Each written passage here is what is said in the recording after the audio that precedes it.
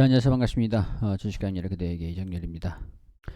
자, 우리 댓글을 통해서 누구나 입장할 수 있는 무료방들 안내를 좀 드리고 있는데, 한전기술 10월 21일에 공략주로 안내 드리고, 오늘 상한가를 갔습니다. 두산 에너빌리티 오늘 새벽에 좀 올려드렸었는데, 저 어제 저녁에 찍어가지고 오늘 새벽에 이제 미리 예약을 좀 걸어놨었던 상황이에요. 일단 한전기술 오늘 똑같은 모멘텀으로 29% 정도 상승하는 상한가를 도달을 했습니다. 한전기술 10월 21일에 안내를 드렸고, 이날이죠. 안내를 드리고 제가 손절 가격을 48,000원대, 그리고 저점을 5만원 부근 잡아드리게 했습니다. 나노신소재 같은 경우에도 안내를 드린 다음에 계속 상승하는 모습들 보여주고 있습니다. 나노신소재는 계속 괜찮은 기업이니까 욕심 내보시라고 말씀을 좀 드리기도 했었죠. 한전기술 11시 33분에 상한가 터치를 했다 안내를 좀 드리고 있고, 이 방은 제가 이제 패시적으로 운영하는 게 아닙니다. 시장에 대한 분석 자료들도 계속 올려드리고, 시장이 지금 어떤 것 같다 개인적인 생각들도 계속 전달을 해드리고 있기 때문에 시장 흐름들을 파악하시는 게 굉장히 좀 좋으실 거예요. 종목들 뭐 매매를 직접 안 하셔도 충분히 도움이 되실 수 있는 그런 방이니까요. 보셔가지고 참고하시면 좋을 것 같고, 물론 이제 공략주도 계속 안내 드리고 있습니다. 최근에 또 현대 로템 10월 31일이죠. 최근에 또 드린 기업인데, 이날 이제 공략주로 안내 드리고 오늘 또 4% 정도 급등하는 모습들, 추가적인 상승 흐름들 좀 기대가 되는 그런 상황들입니다. 이런 식으로 계속 이제 어떤 의견들, 뭐 어떤 뉴스들 제가 이제 선별을 해가지고 안내 드리니까 우리 댓글 통해서 입장하시면 된다라는 거 일단 안내를 드릴게요. 자, 오늘 일단 새벽에 영상을 좀 올려드리긴 했는데, 이제 31일에 영상을 촬영하고 올린 거기 때문에 오늘 재촬영을 하게 됐습니다. 오늘 거래량들이 동반되면서 좀 진행을 하고 좀 긍정적인 모습들을 보여줬죠. 댓글에 보니까 이제 단기 고점을 어디쯤으로 좀 보시냐 이런 질문이 좀 있으셨는데, 일단은 여기에 대한 답변도 좀 같이 함께 좀 드리도록 하겠습니다. 구독 한 번씩 안 해주신 분들 꼭 구독 한 번씩 좀 부탁드리도록 할게요. 자, 일단은 주가가 떨어지는 이유부터 잘 설명을 드릴게요. 자, 일단 웨스팅하우스가 좀 이제 이슈가 좀 있긴 있었는데, 엘다바 원전부터 좀 시작을 해야 될 것 같습니다. 우리 엘다바 원전을 수주를 받으면서 엘다바 이집트죠. 엘다바에서 러시아로 1차 산업자를 선정을 해줬어요. 여기에서 이제 한수원으로 내려준 거란 말이에요. 내려준 거를 가지고 이제 두산이 또 참여를 할 거다라고 좀 보고 있는 상황들인데, 엘다바에서 러시아가 지금 우크라이나랑 전쟁을 하고 있는 상황에서 이거 공사 일정에 차질이 있을 수 있지 않을까. 공사가 차질이 없다라고 해도 이 대금을 받는데 차질이 좀 있지 않을까. 공사를 해주고 납품을 다 해주고도 대금에 대한 영향이 있지 않을까. 이런 상황에서 블록딜까지 나와주다 보니까 주가가 계속 하락하는 모습들을 보여주고 있었고, 사우디 원전에 대한 부분들도 방한이 취소되면서 이걸 좀 가속화시켰습니다. 지지구간들 연속적으로 계속 빠지는 모습들 보여줬는데, 여기에서 오늘 진짜 기분 좋게 우리 웨스팅하우스 이제 제가 어제 오늘 새벽에 영상 올려드린 것들, 웨스팅하우스에 납품을 하는 거, 이거 제가 몇 차례 좀 말씀을 드렸었습니다. 캐나다에 좀 매각이 됐다. 사모펀드라고 했잖아요.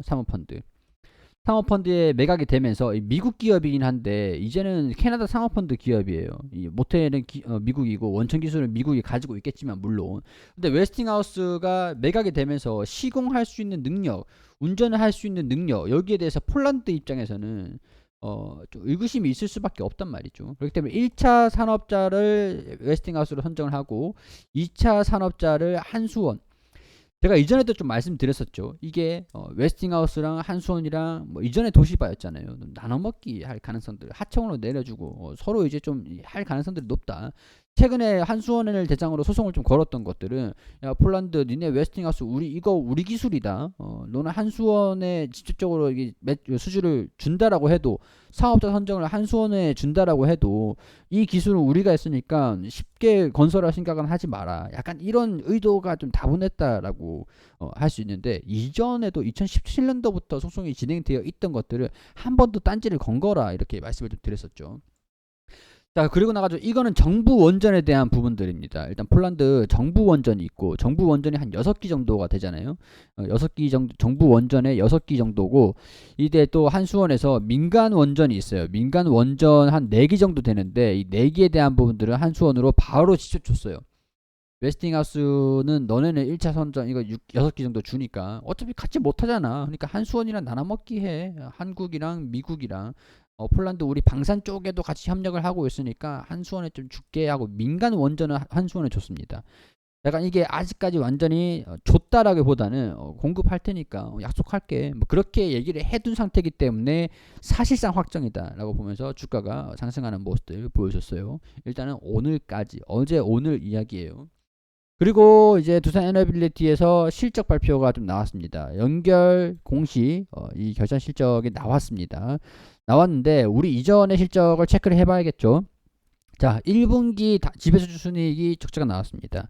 2분기 보면은 이 두산마켓의 주가 연계 스와프의 영향을 좀 받았다라고 했죠.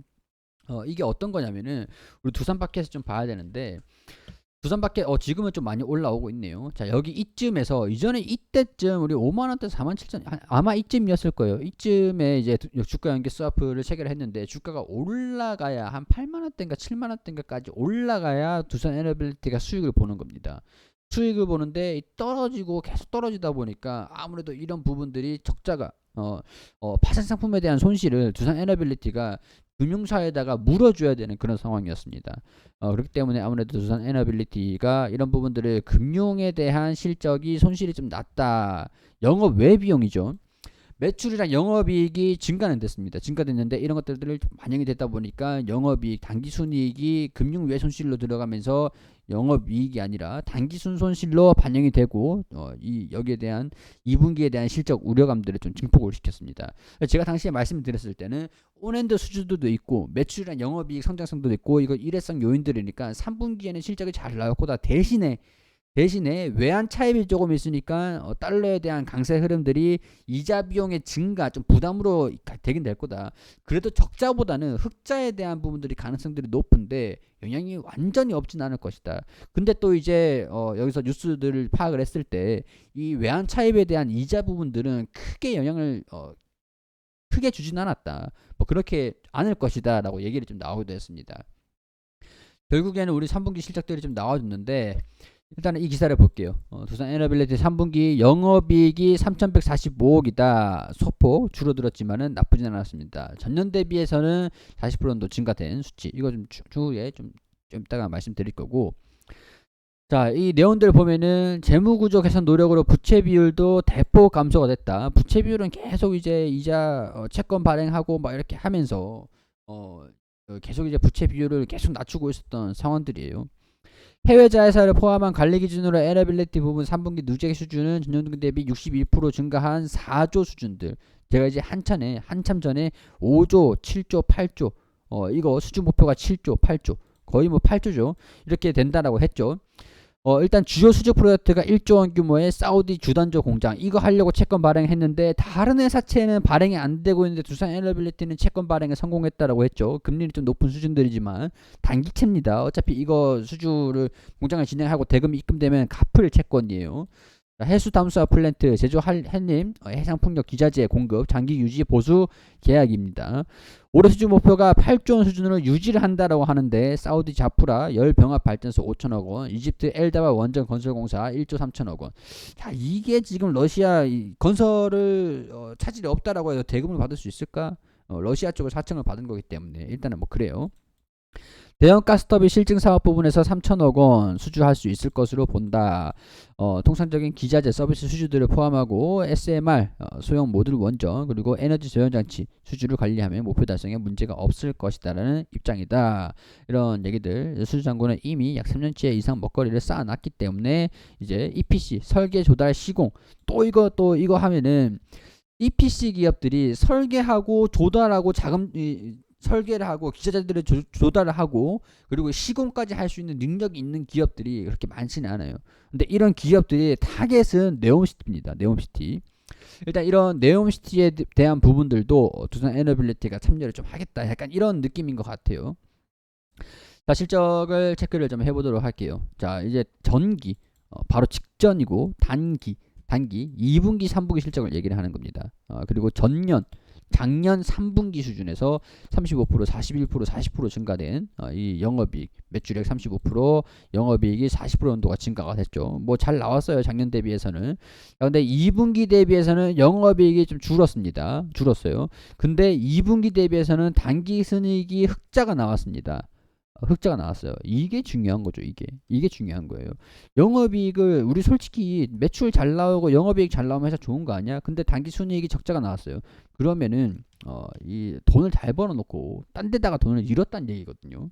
그렇기 때문에 매출액 증가되고 영업이익이 직전보다는 조금 4% 정도 낮은 수준이지만 잘 나오는 그 컨센서스 범위 안에 있다라고 할 수 있는 상황들이고, 당기순이익도 흑자가 나왔다라는 것들은 오히려 긍정적인 내용들이다. 직전보다는 훨씬 낫다라고 할 수 있을 것 같아요. 자, 그래 되면은 뭐 3분기, 2분기, 3분기 전년 대비해서 이렇게 쭉 성장을 하고 있는 모습들 확인이 좀 되는 상황들이 되겠죠. 자, 그러면 여기에서 뭐 이 3조 9천억 원, 3조 9천억 원 수준의 매출이 좀 나왔다라고 할 수 있고, 영업이익이 3,145억 원 정도 나왔고, 이 당기순이익이 1,445억 원, 이 정도 수준이 나왔다라고 보시면 될 것 같습니다. 전분기 적자가 나왔던 것들을 흑자로 다시 돌이켜 세운 상황이에요. 지배주 순이익도 마이너스가 좀 나왔었는데, 마이너스 1,900억 원이었었는데 이 수준에서 지금 861억 원 수준으로. 사실 지배주주 순이익은 이제 주주들이 수익을 얼마나 받느냐, 그게 더 중요한 거기 때문에 이렇게 회복을 했다라는 것들도 오늘 상승에 일조했다라고 할 수 있습니다. 자, 그래 아까 제가 말씀드렸던, 그래서 단기 고점을 어디로 보시냐, 저는 일단은 단기 고점이 17,000원 이 수준, 이 정도 수준이라고 봐요. 저항 구간입니다. 근데 여기서 조정을 얼마를 받고 반등이 나오냐, 조정이 나온다라고 하면은 이 부분 16,000원 수준. 자, 그러니까 이런 얘기예요. 돌파를 한다, 강세 흐름들이 단기적으로 좀 보여준다라고 하면은 돌파를 했다가 조정을 받고 다시 이 구간들을 다시 뚫어주느냐, 그 다음에 19,000원, 그 다음에 21,000원, 22,000원 수준이거든요.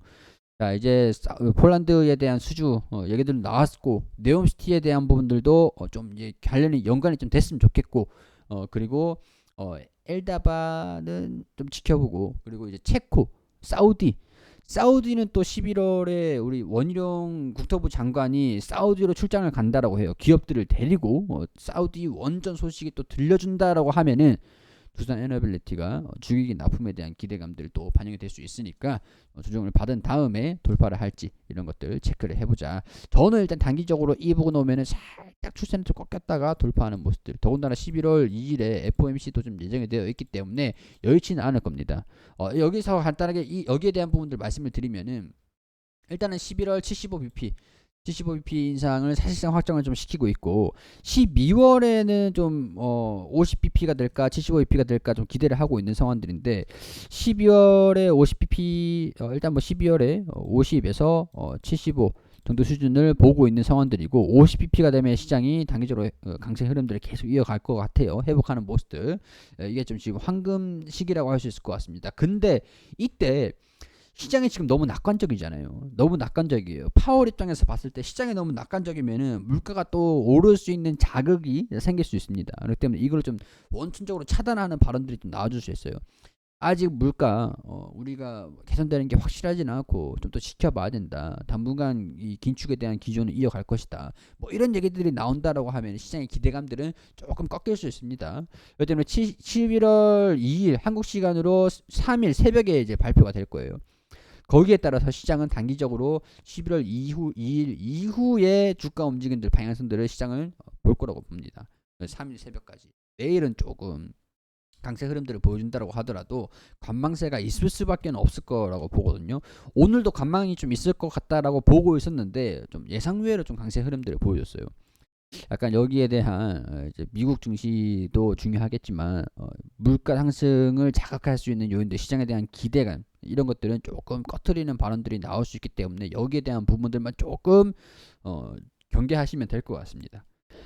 자, 댓글 링크 클릭하시면은 우리 무료방에 들어올 수 있으니까요. 많은 관심 부탁드리고요. 도움이 되셨다면 우리 구독은 필수고 좋아요는 센스고, 궁금한 점 있으시면 댓글 남겨주시고, 우리 무료방에서 우리 저 방에서 제가 개인적인 시장에 대한 분석 의견들, 제 기업들 그런 의견들, 주요 뉴스들 추려가지고 계속 올려드리는 것들 계속 안내드리도록 할 테니까요. 분명히 말씀드리지만 저도 이제 자부심을 가지고 자존심을 가지고 저 방을 운영을 하고 있습니다. 최근에 공략주로 안내드린 종목들도 상당히 좀 수익률도 시장이 좋은 상황들이었기 때문에 제가 잘했다기보다는 시장이 좋아가지고 수익이 저절로 지금 나고 있는 상황들이에요. 뭐 들어와 계신 분들은 뭐 알고 계시겠지만 아직까지는 좋은 성적으로 유지를 좀 하고 있는데 일단 제가 할 수 있는 최대한 노력을 좀 해보겠습니다. 오셔가지고 이 어려운 시장 함께 하자고 했는데 앞으로 좋아질 시장도 함께 하셨으면 좋겠습니다.